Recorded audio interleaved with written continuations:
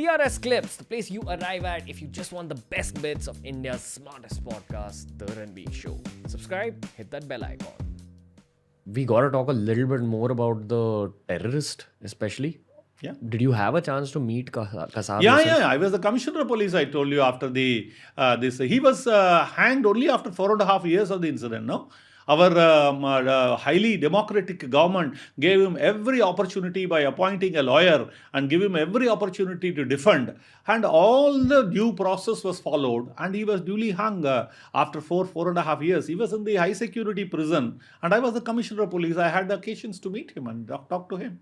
What was he like in person? See, he is like a small robo. Uneducated parents. The father was a snack vendor, uneducated from Faridkot of Pakistan.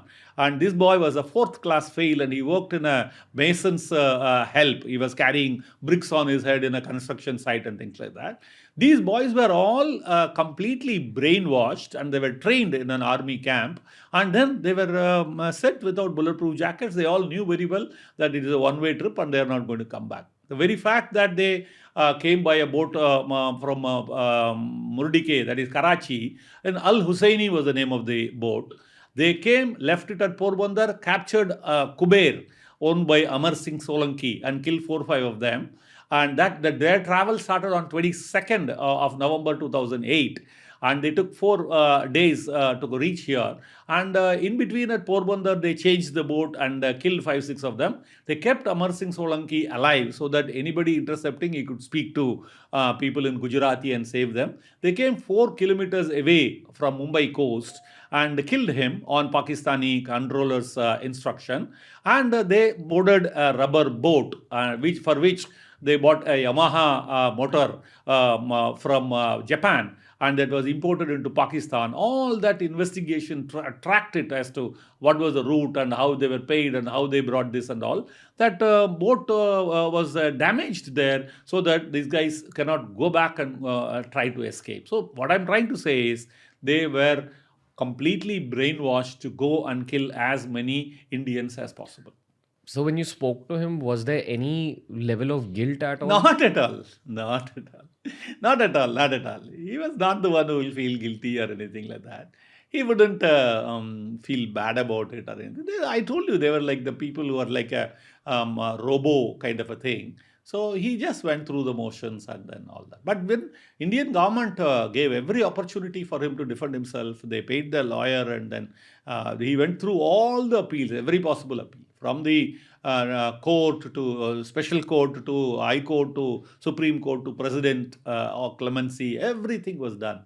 And at last, after giving all adequate opportunities, he was hanged. How do you think these guys looked at death? They are told, not only them, every other jihadi girl or boy, a lot of European girls also join Syria, these ISIS, but then they are brainwashed and they are told that you will go there to heavens and there will be so many wine, women and various other things are promised to them. But my question is, who has gone there and seen that, come back to give a report to them? That the girls were so young, nubile and all that, and the wine was sweet or salty. Nobody has seen. But somehow, this brainwashing does take place very, very effectively. And these youngsters do get through the internet and various other activities. I don't know whether you know that 4 boys from Thane had gone away to Baghdad and other places for joining the ISIS. So much after my retirement in my present office I was sitting, one elderly gentleman who was working in a multinational company had come to meet me and then I met him. He told, sir, my son is missing from Kalyan, Thane.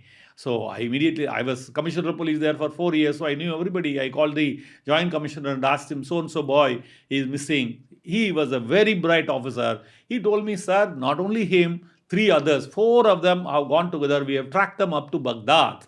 After Baghdad, we have lost track of them because they have gone there to join the ISIS. Out of that, 1 boy has come back there. He is in the prison in the last 2.5 years. 1 allegedly is dead and 2 are somewhere else there.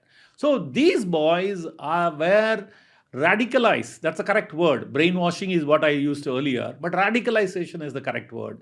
These are all radicalized through internet, through long distance.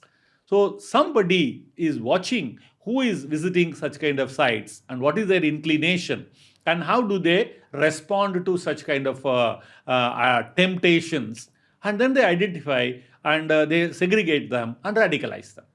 These guys also belonging to that kind of a thing. They would have been given a lot of promise that they will be looked after, their family will be looked after, and much after they attain the glory of in the name of the religion, then they will be looked after and they will remain martyrs and this and I mean, what all kind of language is used for them, one can imagine.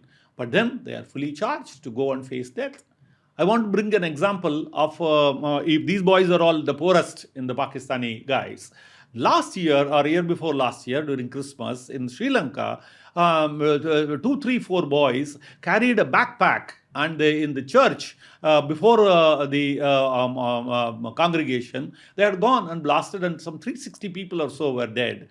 These boys belong to very rich families, very highly educated families. How did they get radicalized? So it is not that poverty or promise to look after the parents and giving money, lakhs of rupees. This is not the only thing which works. Something else also works. So this Sri Lankan example is there.